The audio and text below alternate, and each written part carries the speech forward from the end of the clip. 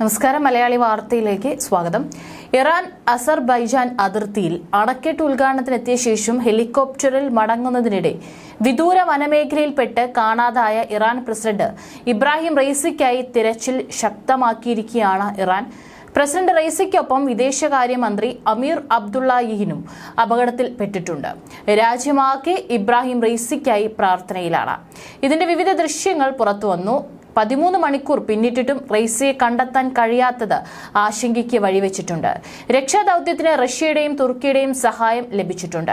രക്ഷാപ്രവർത്തനത്തിനായി പ്രത്യേക പരിശീലനം ലഭിച്ച സംഘത്തെ അയച്ചതായി റഷ്യ വ്യക്തമാക്കി. വിവിധ പ്രദേശങ്ങളിലായി 40-ലേറെ സംഘങ്ങളാണ് നിലവിൽ തെരച്ചിൽ നടത്തുന്നത്. അതേസമയം അപകട സ്ഥലം കണ്ടെത്തിയെന്നും ഉസി ഗ്രാമത്തിനടുത്താണ് ഹെലികോപ്റ്റർ ഇറക്കിയതെന്നും വിവരങ്ങളുണ്ട്. കാൽനടയായി മാത്രമേ ഇവിടേക്ക് എത്താൻ സാധിക്കുകയുള്ളൂ. കനത്ത മഴയിലാണ് രക്ഷാപ്രവർത്തകർ അങ്ങോട്ട് സഞ്ചരിക്കുന്നത്. ഇത് സംബന്ധിച്ച് കൂടുതൽ വിവരങ്ങൾ ഇറാൻ പുറത്തുവിട്ടിട്ടില്ല. ഇറാനിലെ ഈസ്റ്റ് അസർബൈജാൻ പ്രവിശ്യയിൽ ജോൾഫയ്ക്കടുത്ത് വനമേഖലയിൽ ഹെലികോപ്റ്റർ ഇടിച്ചിറക്കേണ്ടി വന്നുവെന്നും വിവരമുണ്ട്. ടെഹ്റാനിൽ നിന്ന് 600 കിലോമീറ്റർ അകലെയാണ് ഈ സ്ഥലം. പ്രവിശ്യ ഗവർണർ മാലിക് അഹമ്മദി, ഇറാൻ പരമോന്നത നേതാവിന്റെ പ്രതിനിധി ആയത്തുള്ള മുഹമ്മദ് അലി അൽഹഷം എന്നിവരും ഹെലികോപ്റ്ററിൽ റൈസിക്കൊപ്പം ഉണ്ടായിരുന്നു. 3 ഹെലികോപ്റ്ററുകളാണ് പ്രസിഡന്റിന്റെ യാത്രാ സംഘത്തിലുണ്ടായിരുന്നത്. മറ്റു 2 ഹെലികോപ്റ്ററുകളും സുരക്ഷിതമാണെന്നാണ് വിവരം. മോശം കാലാവസ്ഥ മൂലം രക്ഷാപ്രവർത്തകർക്ക് സ്ഥലത്തേക്ക് എത്താൻ ബുദ്ധിമുട്ടുണ്ട്. കാറ്റിനൊപ്പം ശക്തമായ മഴയും തുടരുകയാണ്. ഇറാന്റെ പരമോന്നത നേതാവ് അയത്തുള്ള അലി ഖമീനിയുടെ മാനസപുത്രനായാണ് റൈസിയെ അറിയപ്പെടുന്നത്. ഇതിനിടെ സഹായത്തിനായി റഷ്യ 47 റെസ്ക്യൂ സ്പെഷ്യലിസ്റ്റുകളെയും ഒരു ഹെലികോപ്റ്ററും അയക്കുന്നുണ്ടെന്നും റഷ്യൻ അടിയന്തര സാഹചര്യ മന്ത്രാലയത്തെ ഉദ്ധരിച്ച് അൽ ജസീറ റിപ്പോർട്ട് ചെയ്തു. പ്രസിഡന്റിന് വേണ്ടി പ്രാർത്ഥിക്കാൻ ഇറാനികളോട് അഭ്യർത്ഥിച്ചിരിക്കുകയാണ് വാർത്താ ഏജൻസിയായ ഫാർസ്. അപകട വിവരം ഇറാൻ ആഭ്യന്തരമന്ത്രി അഹമ്മദ് വാഹിദി സ്ഥിരീകരിച്ചു.